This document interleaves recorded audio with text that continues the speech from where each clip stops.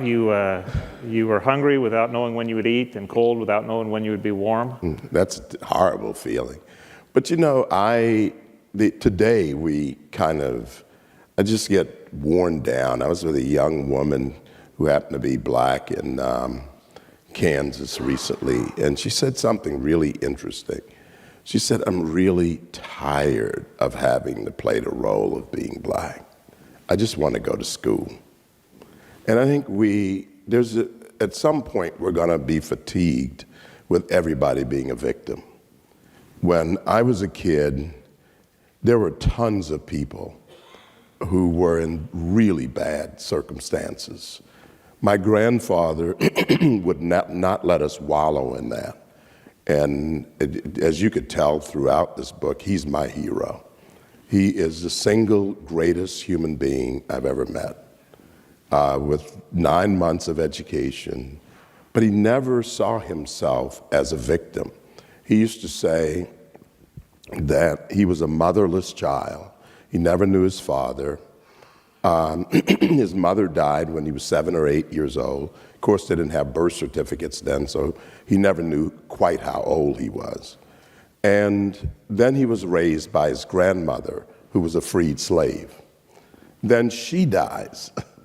And then he lives with an uncle who has 12 or 13 kids and who was a hard man. And yet he never complained. And he always said, he would have this saying when you'd want to whine or something. He said, you have to play the hand you're dealt. He'd always said, in those days, blacks played bid whist a lot.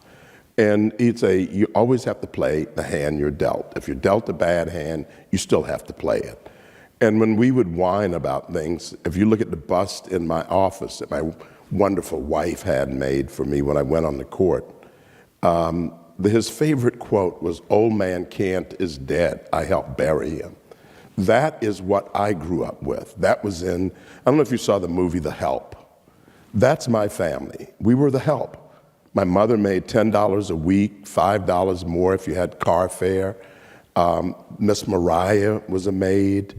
My mother was a maid. My grandmother had been a maid. Miss Beck was a maid.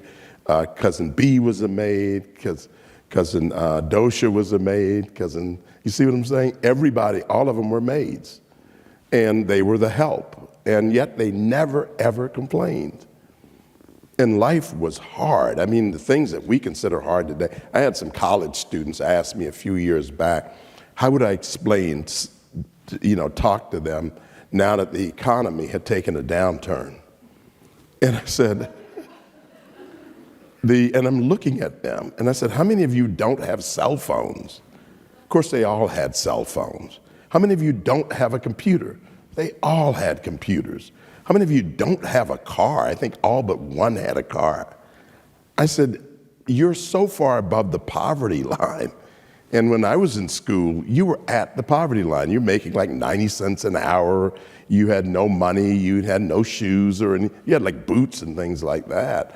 And you didn't worry about it because virtually everybody was there.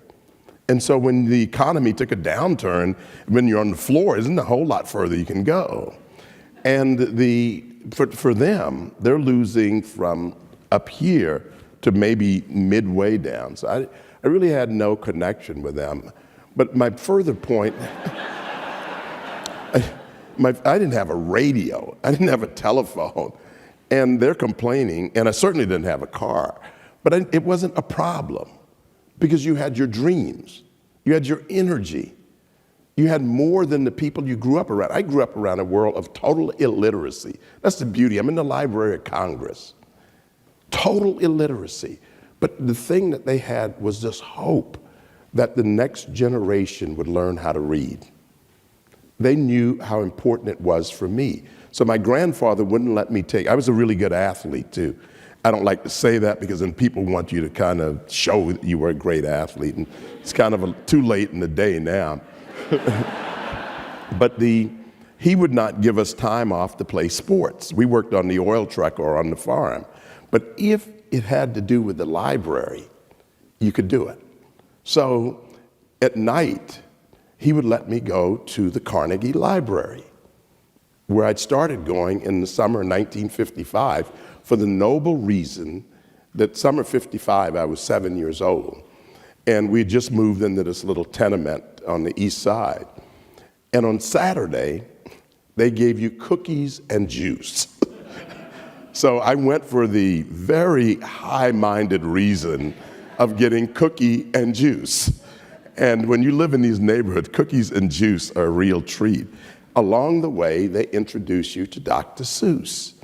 And if I hear "See Spot Run" one more time, but it was over. It was wonderful. And you got cookies and juice. But it gave me this image of the library as this place to learn. And it became a haven.